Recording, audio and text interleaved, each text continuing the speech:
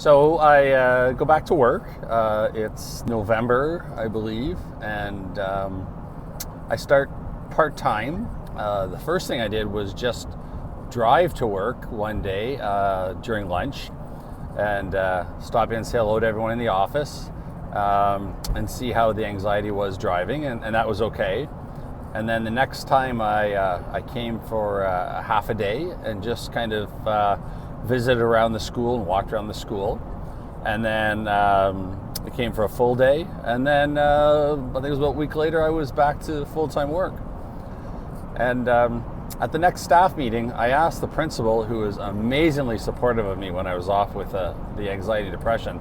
I asked him if it would be okay if I took a few minutes at the staff meeting to share with our staff what it was like to be so incapacitated that I couldn't get off the couch to walk the dog or empty the dishwasher. Seems just overwhelming.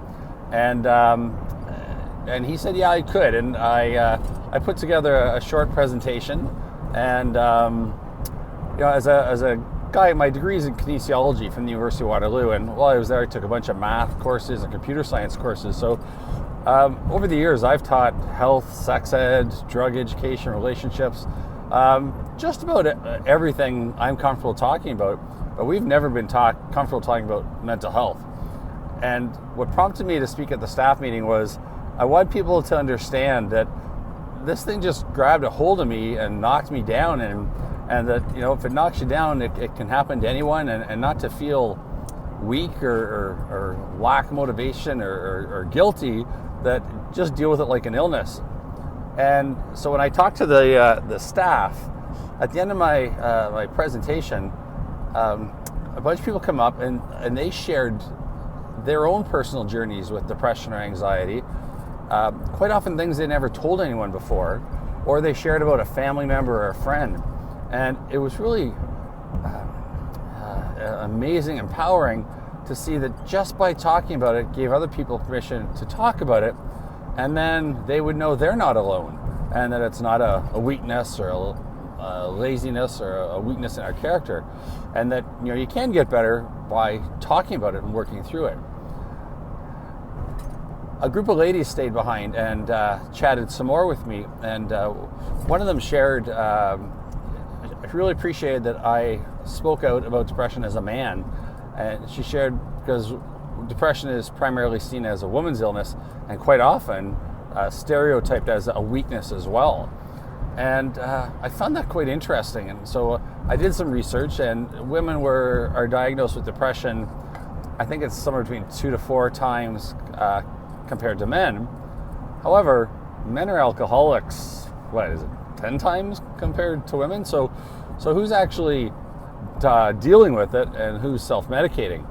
So I found that depression isn't gender specific, it's not age specific, it's not doesn't have to do with your religion, your race, background. It can affect anyone. The average age of onset for mental health issues is 14 years old. We think anxiety and depression are an adult issue, but they've been bubbling and brewing under the surface for quite a few years, and quite often it starts in that teen angst area. So, the next day after the staff meeting, a tech teacher came to speak to me, and this guy was a traditional man's man kind of guy. He's a tech guy. He teaches the kids hands-on things and deals with the kids that really struggle and knows how to help motivate them.